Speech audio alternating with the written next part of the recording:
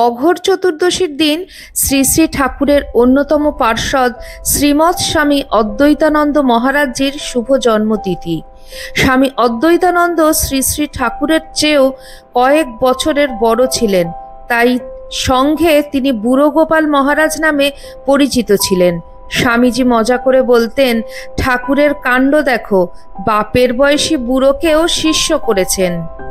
আজকে আমার ভিডিওটিতে থাকছে পূজনীয় গোপাল মহারাজ অর্থাৎ শ্রীমৎ স্বামী অদ্বৈতানন্দ মহারাজজির কিছু জানা এবং কিছু অজানা কাহিনী। ঠাকুরের অন্তিম সময়ে পূজনীয় বুড়ো গোপাল মহারাজ ঠাকুরকে মন প্রাণ ঢেলে সেবা করেছেন।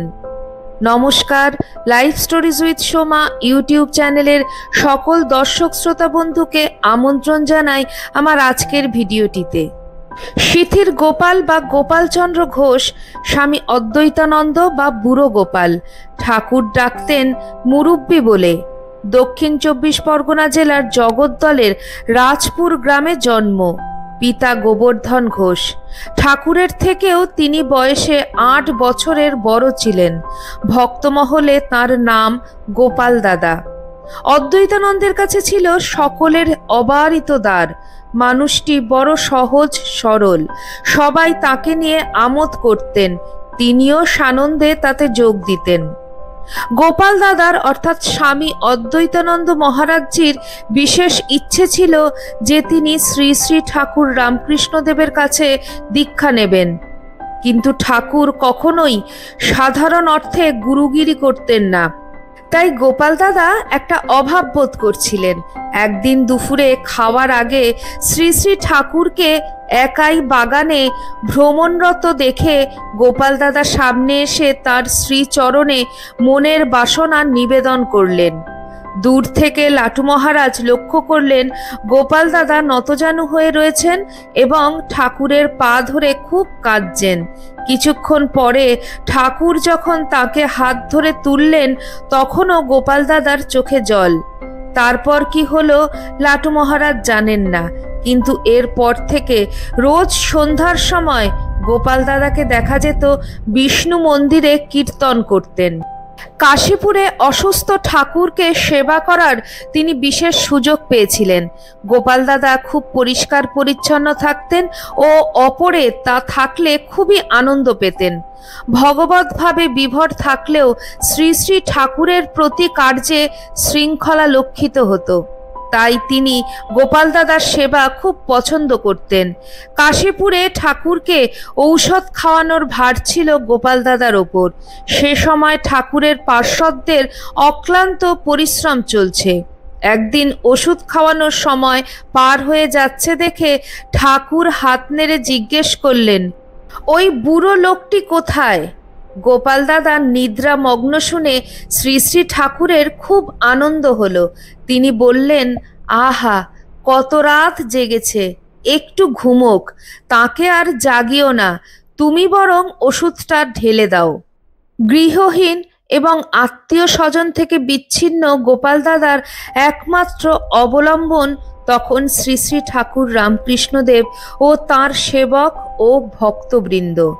তবে ঠাকুরের দেহত্যাগের পর গোপাল দাদার আর কোনো নির্দিষ্ট বাসস্থান রইল না, তাই বরাহনগরে মঠ স্থাপিত হলে তিনি সেখানেই এলেন। স্বামী বিবেকানন্দ পাশ্চাত্য থেকে ফিরে এসে গুরু ভাইদের সাহায্যে শ্রী রামকৃষ্ণ সংঘকে সুপ্রতিষ্ঠিত করতে উদ্যোগী হয়েছেন।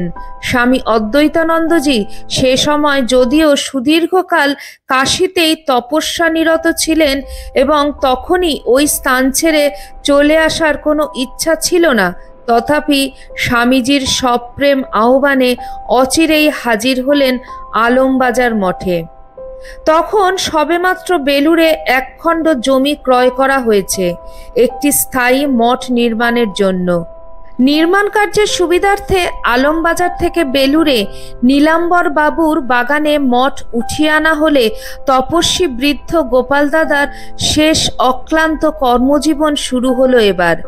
সংগৃহীত নতুন জমিতে এর আগে নৌকো ও জাহাজ সংস্কার হতো বলে তখন সেই জমি বড়ই অসমতল ছিল এবং গৃহ নির্মাণ করে বাস করার অনুপযুক্ত ছিল। এখন স্বামী অদ্বৈতানন্দজির প্রথম কর্তব্য হলো শ্রমিকদের সাহায্যে জমিটিকে সমতল করা। সাধারণত এরকম কাজে তপস্বী সাধকগণ অনিচ্ছুক ও অপারগ হন। গোপাল দাদা কিন্তু এই কাজকে ঠাকুরেরই কাজ জ্ঞানে তপস্যা রূপে গ্রহণ করেছিলেন এবং একান্তভাবে মনোনিবেশ করেছিলেন। তাঁর এই একনিষ্ঠ পরিশ্রমের সুদৃঢ় ভিত্তির ওপরই রামকৃষ্ণ সংঘের প্রথম স্থায়ী মঠ গড়ে উঠেছিল। স্বামী অদ্বৈতানন্দ মহারাজজি তার অন্যান্য গুরু ভ্রাতার মতোই শ্রী শ্রী মাকে যে পরম শ্রদ্ধার দৃষ্টিতে দেখতেন সেটি অনায়াসে এবং সুনিশ্চিতভাবে অনুমান করা যায়। বয়সে প্রবীণ স্বামী অদ্বৈতানন্দজি শ্রী শ্রী মা এই বয়োজ্যেষ্ঠ ভক্তের সঙ্গে নিঃসংকোচে কথা বলতেন।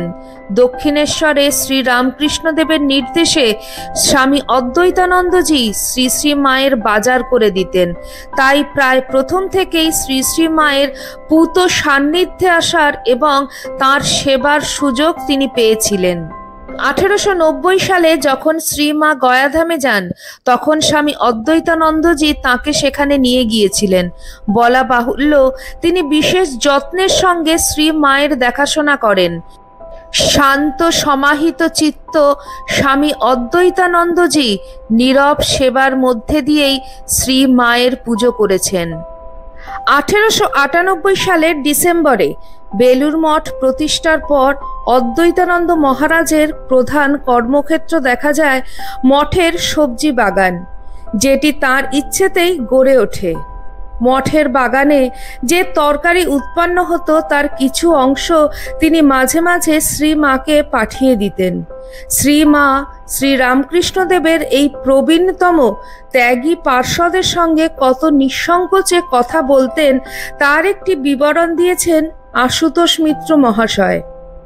মঠ হইতে গোপাল দাদা আসিয়া শ্রী মাকে প্রণাম করিবার পর প্রসাদ পাইতে পাইতে তাহার পায়ের বাতটা কেমন আছে জিজ্ঞাসা করিলে শ্রীমা বলিলেন, ও আর এ কাঠামোয় সারবে না, সঙ্গের সাথী হয়ে আছে। তা তুমি কেমন আছো? গোপাল দাদা বলিলেন, আমাকেও বাতে বেশ কষ্ট দেয়, তবুও তো অনেক খাঁটি, ছেলেরা কেউ দেখে না, তবু মঠের জমিতে যা হয় দুটো তরি তরকারি করেছি, ঢেঁড়স বেগুন কাঁচকলা হচ্ছে, তরকারি আর বড় কিনতে হয় না, তোমার এখানে তো মাঝে মাঝে পাঠিয়ে দিয়ে থাকি। শ্রীমা বললেন, হ্যাঁ বাবা, তুমি সেকেলে লোক, তুমি তো আর ছেলেদের মতন থাকতে পারবে না, মঠও একটা সংসার, খাওয়া দাওয়া তো আছেই, তুমি থাকতে পারবে কেন? তাই দেখে থাকো। শ্রী শ্রী ঠাকুর এবং শ্রী শ্রী মায়ের প্রতি অচলা ভক্তি আশ্রয় করে সেই সঙ্গে শ্রী শ্রী ঠাকুরের সংসারে সেবায় নিজেকে নিয়োজিত রেখে শ্রী অদ্বৈতানন্দজি মহারাজ তাঁর জীবনের শেষ দিনগুলি কাটিয়ে দেন। শ্রী শ্রী মায়ের স্বরূপ ব্যক্ত করে ভক্তদের প্রতি তিনি বিশেষ উপদেশ দিয়েছেন কিনা তা জানা নেই। যদি নাও দিয়ে থাকেন তবে বলা যেতে পারে তার প্রয়োজনও হয়তো ছিল না, কারণ মাতৃসেবা পরায়ণ এই নিরভিমান নীরব সন্ন্যাসী তার ঐকান্তিক সেবা আর ভক্তির মাধ্যমেই শ্রী মাকে চিনিয়ে দিয়ে গিয়েছেন। শেষ বয়স পর্যন্ত তার স্বাস্থ্য মোটামুটি ভালোই ছিল। দেহত্যাগের কিছু পূর্বে তিনি পেটের অসুখে ভুগছিলেন, সেই জন্য তিনি প্রত্যহ একটু ব্যায়াম করতেন, কিন্তু জরাজীর্ণ শরীরে রোগের বৃদ্ধি হতে থাকায় একদিন তিনি ঠাকুরের সামনে দাঁড়িয়ে জোর হাতে কাতর কণ্ঠে বললেন, প্রভু, আমায় এই কষ্ট হতে মুক্তি দাও। ঠাকুর সে প্রার্থনা শুনলেন, শীঘ্রই তার মুক্তি এলো। স্বামী প্রেমানন্দ মহারাজজির একটি চিঠিতে আছে, 28শে ডিসেম্বর 1909 সাল, মঙ্গলবার গোপাল দাদা স্বধামে গমন করেছেন। সামান্য জ্বর হয়েছিল মাত্র। শেষ সময়ের মুখকান্তি অতি সুন্দর। শ্রী শ্রী প্রভুর ভক্তের লীলাই এক আশ্চর্য। সে সময় মতি ডাক্তার উপস্থিত ছিলেন। মতিবাবুকে নমস্কার করে হাসতে হাসতে দেহত্যাগ করলেন। শ্রী শ্রী ঠাকুর তার আরেকজন প্রিয় ভক্তকে নিয়ে গেলেন নিজের কাছে। শ্রীমৎ স্বামী অদ্বৈতানন্দ মহারাজজির কাহিনী আপনাদের কেমন লাগলো অবশ্যই কমেন্ট সেকশনে কমেন্ট করে জানাবেন। চ্যানেলের নতুন বন্ধুদের কাছে একান্ত অনুরোধ, চ্যানেলটি সাবস্ক্রাইব করে আমার পাশে থাকবেন। আমার ভিডিওটি আজকে এখানেই শেষ করছি। সবাই ভালো থাকবেন, সুস্থ থাকবেন। আবার খুব শিগগিরই দেখা হচ্ছে আপনাদের সঙ্গে কোনো একটি নতুন ভিডিওতে। জয় ঠাকুর, জয় মা, জয় স্বামীজি।